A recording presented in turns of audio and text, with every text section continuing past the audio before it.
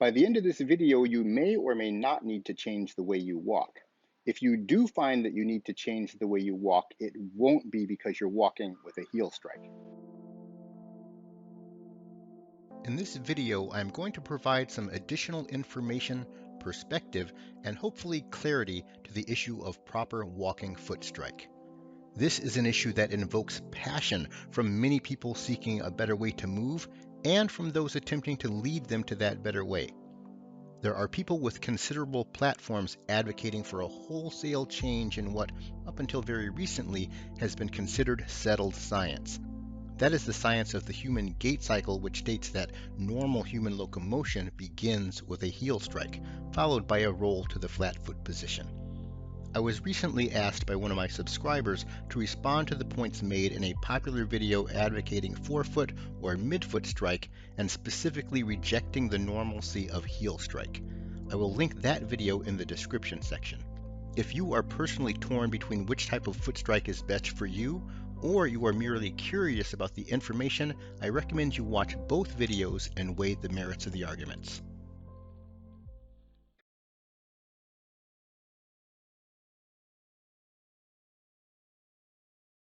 This is the best I could come up with in terms of simulating a Paleolithic environment. You can see the ground is covered with unevenly cut wood shards, which might simulate walking in a forest or a jungle, and the flora that you might encounter on the ground as you're walking. And as I walk with a heel placement, you can tell there's no inherent disadvantage in placing on the heel with this sort of ground cover. The skin on my heel is no different than the skin on the rest of my foot, and it places and is just as sensitive as the rest of my foot. Also, the calcaneus bone is the largest and most sturdy bone in the foot, so it would seem logical that that bone is very well adapted to placing on objects when you're walking. There is also a genetically evolved fat pad underneath the calcaneus bone. Right here, there is a significant fat pad that has evolved to cushion the calcaneus bone as we walk. And so I can see no reason why a Paleolithic man walking through a forest or a jungle would not be able to place comfortably on his heel. This isn't to say that if somebody's walking incorrectly, that heel strike could cause some discomfort. When I place normally on the heel, you place the heel and you roll gradually forward, changing your weight to the foot. It is not falling onto the foot under the force of gravity. If people walk by leaning forward and pushing like this, which is a common mistake that people make, then you are forcing the heel into the ground, and that might be painful if you were to step on a rock, pebble, or shard of wood like this. But when we walk normally with a heel strike, we are placing the foot and gradually changing the weight. When I say gradually, I mean that we are controlling it using our lower abdominal muscles. And the speed that the foot lowers is going to be proportional to the speed that I contract my lower abdominal muscles to move my pelvis forward. Demonstrating here, when I place my heel, I'm going to tuck my lower abdominal muscles, which is going to tuck the pelvis, and that tucking of the pelvis is going to lower the forefoot to the ground. You can practice this. Place your heel down and then tuck your pelvis on that side, and you will see how your foot lowers to the ground. At the same time, when we walk properly, I'm using my upper abdominal rotation to aid in the forward progression of the whole body. And that's how I control the weight change. When somebody refers to a foot slap going down to the ground, that is mischaracterizing normal walking technique. There is nothing slapping about the heel placement when you place and roll and place and roll. because I'm controlling that movement with my lower abdominal muscles. The slap only occurs if we're leaning forward and walking like this. And in that situation, there is a slap, but that is not the fault of heel striking. That is the fault of improper walking technique.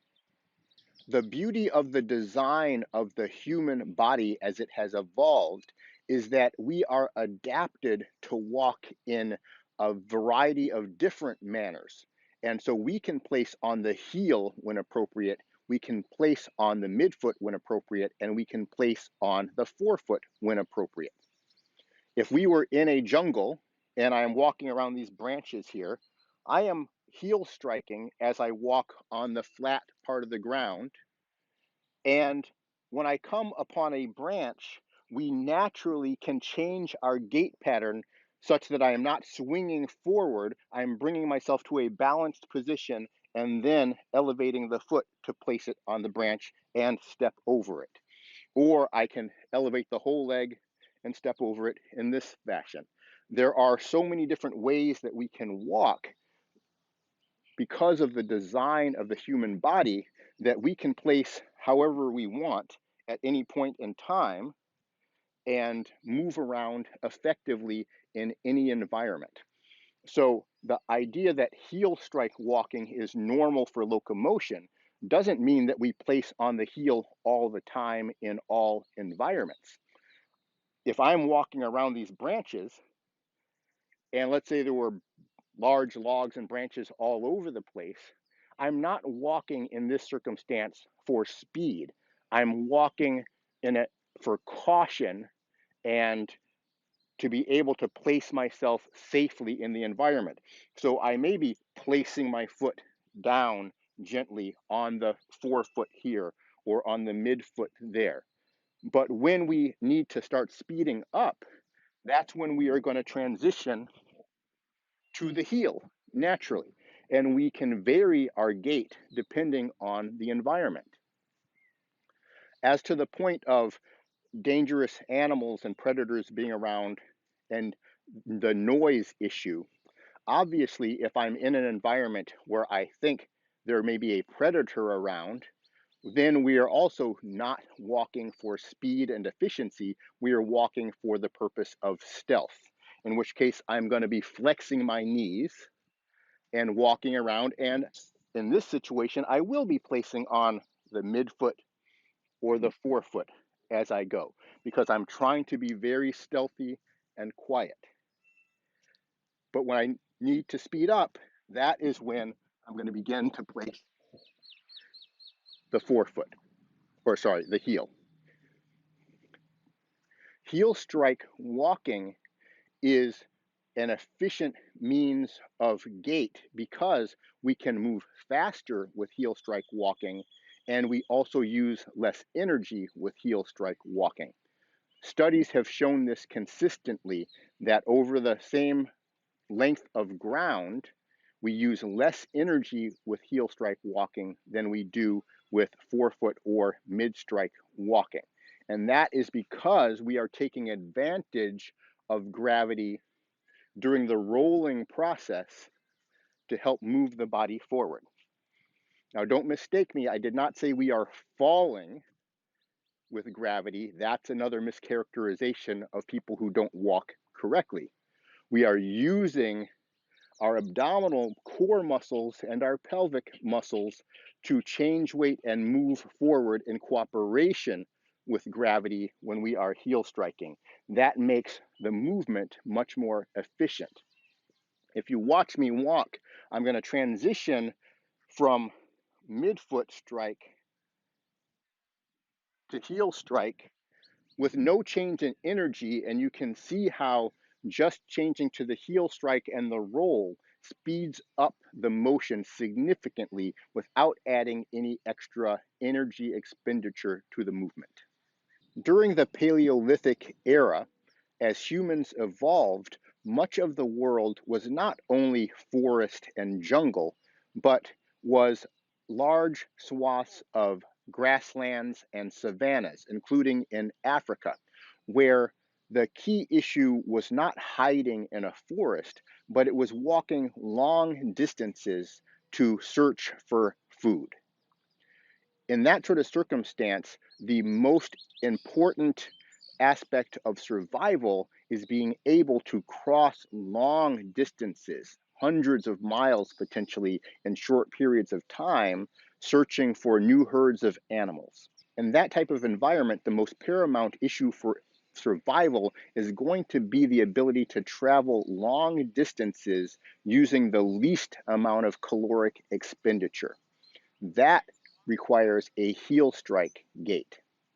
I'm going to use this scene here to represent a grassland and my ability to traverse that grassland with maximum speed and efficiency. What I'm going to do is walk across this distance using a forefoot strike at maximal speed, and then I'm going to do the same with a heel strike at maximal speed, and I'm going to juxtapose these two images or videos one on top of the other so you can see the difference in speed compared directly.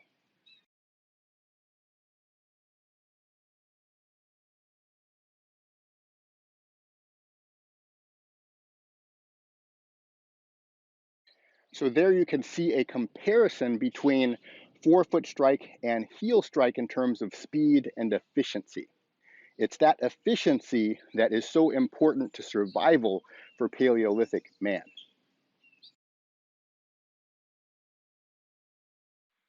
Another mischaracterization of heel strike walking in regards to its efficiency that was made in the video is that we are not utilizing all of our muscles when we use a heel strike.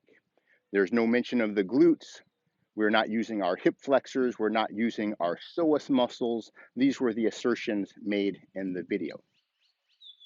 Now, I am not going to try and defend what other literature is out there in terms of walking technique, but in terms of what is really happening, that is what I would like to focus on. We are, in fact, using all of our muscles when we heel strike walk, not simply the three muscles mentioned in his video, which were the calf, the hamstrings, and the quad. We are using all of our muscles in the legs and also our muscles in our abdominal musculature when we're walking with a heel strike. And I will just briefly demonstrate and show where these muscles are being engaged. When we're walking on flat ground, we're using our upper abdominal muscles to move the body forward, and that is why our arms are swinging when we walk. We're engaging the left side of the upper abdomen when we step forward with the right leg, which is going to swing the left arm forward. We're engaging the right upper abdominal muscles when we're going to swing forward with the left leg, and that's going to swing the right arm forward because they are attached to the upper torso, which is being rotated by our upper abdominal muscles. We are using our lower abdominal muscles when we change weight to the leg after the heel placement. The lower abs are what are tucking the pelvis to help shift the body forward and keep the pelvis in a level position. I engage the lower abs to root the leg to the ground. And that is an ongoing, constant action, cycling from left side lower abdominal engagement to right side as I change weight from one to the other. We are also using our gluteus medius, which helps stabilize our position in terms of lateral tilt. My gluteus medius allows me to stand in this position without the body weight pulling myself over. And this gluteus medius muscle is being used the entire time we're walking as we transfer to one standing leg and then the other standing leg. The gluteus medius prevents you from topping over. So the gluteus medius is in constant action on the side of the standing leg. Our hip flexors. Our hip flexors are going to be engaged on the side of the rear leg during the weight shift on level ground, pulling the body forward, and then the hip flexors are going to be engaged on the side of the standing leg on level ground to lift the body forward the rest of the way. When we are walking on a slope, we are going to engage the gluteus maximus, because the gluteus maximus, as he says, is the strongest muscle in our body. We don't need to use it in any significant manner when we're walking on level ground, when gravity is cooperating with us. But we do need to use the gluteus maximus if we are moving on unlevel ground, or if we're trying to propel ourselves rapidly in a run. So running, where we have to lift the body off the ground, even on flat ground, needs to use our gluteus maximus, because that powerful muscle is needed to elevate the body into the air. It is not needed to walk on flat ground. But when we're walking on a slope, I need the gluteus maximus to push my body up to this position before I can lift the body with the forward leg. And then now I need the gluteus maximus to push the body forward up the hill. And then as I change my weight to the forward leg, using my lower abdominal muscles and my upper torso rotation, the gluteus maximus on the rear leg is still assisting advance me up the hill. So the gluteus maximus is in use. We also are using the gluteus maximus when we walk downhill, because it is what is extending the leg towards the ground with each step as we go downhill. Now that is the gluteus maximus on the side of the swing leg. When going uphill, we're using the gluteus maximus on the side of the standing leg. Then we have the muscles involved in the ankles. He mentioned that there is no use of dorsiflexion in normal walking with heel strike. Again, completely untrue. Let me talk about the ankle dorsiflexors and also the hamstrings. These are being utilized at various stages of our gait when we walk with a heel strike. When we place with a heel strike, the first thing that's going to be happening on the side of the standing leg, or the new standing leg, is our ankle is going to plantar flex as we shift forward. That is going to help stabilize that movement and stabilize our vertical posture. Because as you see, if my ankle were to dorsiflex during this period of time, it would pitch me forward, which is something that you don't want to do. One of the things our reflexes do, our postural reflexes, is make sure that we remain vertical at all times. If we were to tip over forward or backwards while we were walking, then we really wouldn't be able to get around on two legs without injuring ourselves. So we have very specific reflexes that are not just designed to withdraw from a painful stimulus, they are there to preserve our posture. So those reflexes are going to plantar flex my ankle as I shift forward, lowering the forefoot, preventing me from tipping forward. That is going to be the calf muscles. Then during the swing through phase of gait, once my tibia has reached the point where it is perpendicular to the ground, then I am going to, once I reach the single leg stance portion where I'm going to be all on my left leg, my ankle dorsiflexors are going to help pull the body forward. The ankle dorsiflexors are going to allow my tibia to advance forward over the standing leg. So this is ankle dorsiflexion. My ankle is essentially pulling the body forward by engaging my anterior tibialis muscles here to pull the body forward, and now I have a dorsiflexed ankle on the rear leg. That is what is going on during the early and mid-swing portions of gait. At the end of the mid-swing portion of gait, when my leg is approximately here and off the ground, that is where I'm going to re-engage reflexively my ankle plantar flexors to help bring the foot to the ground on the heel. Once the heel is placed, now I'm engaging all the muscles on the right side to then pull the body forward. So at various phases of gait, the ankle plantar flexors and the ankle dorsiflexors are absolutely going to be in use, helping to move the body forward and also to maintain vertical posture.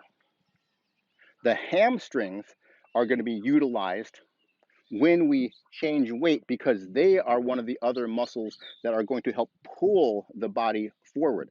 A lot of people mischaracterize heel strike gait or any type of gait, thinking that we need to be pushing the body forward with momentum and then use that momentum to carry us forward. That is not true.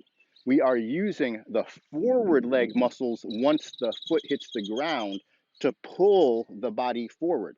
That includes the hamstrings, which are going to reflexively contract and flex the knee. And that knee flexion is one of the things that helps pull the body forward during the weight change or loading response portion of gait, the knee flexion.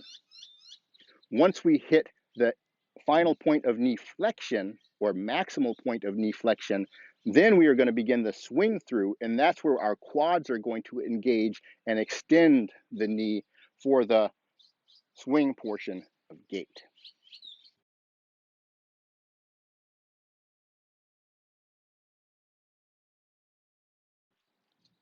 The assertion that dragging the rear foot along the ground before a heel strike when people walk with a heel strike gait. The assertion that that is impractical and only works when walking on a flat paved environment is a wholesale mischaracterization of what happens with heel strike walking. We are not dragging the leg across the ground. When we heel strike walking, we are engaging the hip flexors, which in the video he says we are not using. We are very definitely engaging the hip flexors at the point of heel contact with the forward foot. The hip flexors are engaged on the rear leg to pull the leg upward. That is a hip flexion action. I am not, as was asserted in the other video, pushing off with my toes or plantar flexing the foot using the calf muscles to move the body forward. That is not how heel striking works. When we place the foot, we are lifting my rear leg using the hip flexors. That's pulling the leg up and forward. My toes are still going to be on the ground at that time because I am not trying to lift the toes up. But the fact that my toes appear to still be on the ground should not be confused with the idea of the toes pushing off the ground. There is no activity in my calf muscle here when I'm shifting forward, pushing off the ground. What's lifting my rear leg from the ground is the flexion of my hip, using my hip flexors and my psoas muscle here to clear the leg from the ground. You can see I'm walking with a heel strike on an uneven surface, up and down, without a problem. I'm stepping over branches. There is no issue with lack of foot clearance when we walk with a heel strike because we are naturally using our hip flexors to lift at this portion of the step. And then we use the opposite side hip flexors on the new standing leg to pull the body forward through the rest of the gait cycle.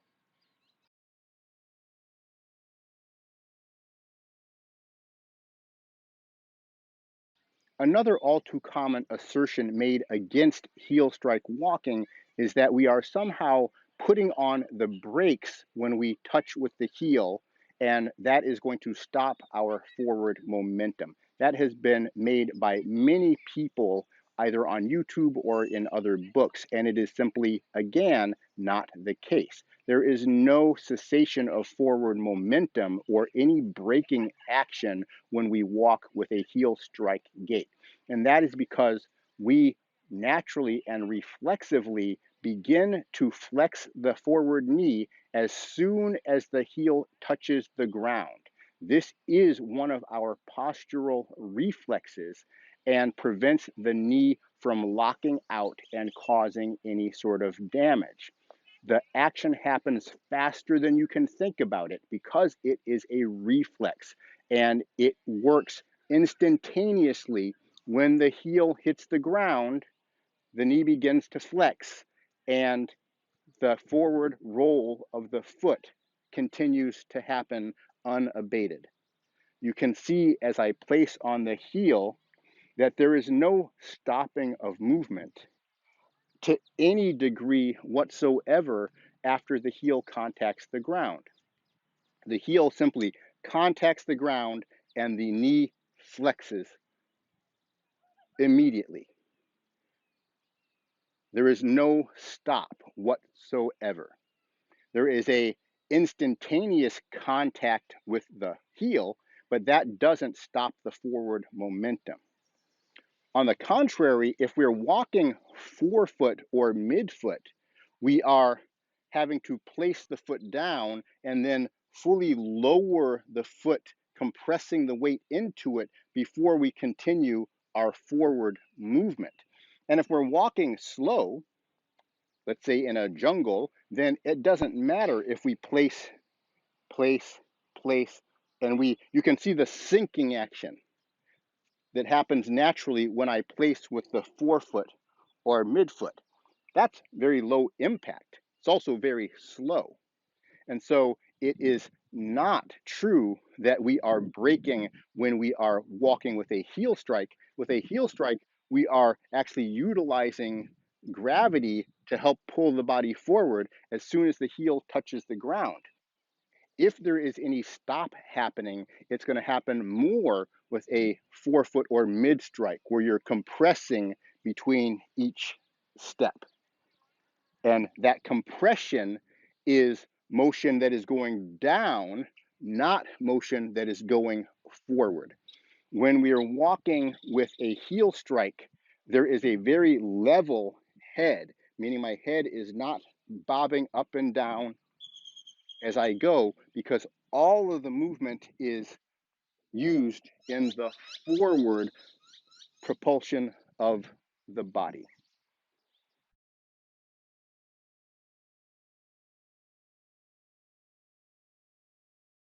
You can clearly see the rolling effect in this slow motion clip of me walking forward at normal speed. The rolling effect is created by the gradual change of weight controlled by the speed of the lower abdominal muscle action. The roll is facilitated by the gradual compression of the arch, which expands the foot as it lowers. There is no reason to think that a non-compressible shoe would roll from back to front better than a compressible foot.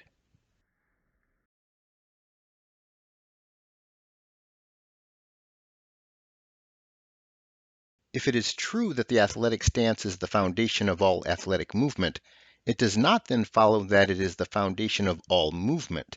The athletic stance is a preparatory position preceding a rapid ballistic movement in one direction or another. Basic human locomotion, as opposed to athletics, requires no such preparation.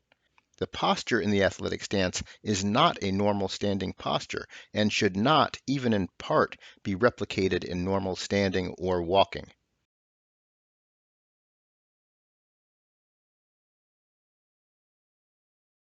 Another claim is that professional athletes, and he uses the example of slackline or tightrope walkers, would never risk themselves by extending their knee or landing on the heel. I'm not sure why he uses slackline walkers as an example. If we look here at Olympic race walkers, which would be more akin to walking, always use a heel strike and an extended knee. In fact, those are actually in the rules of the Olympic sport.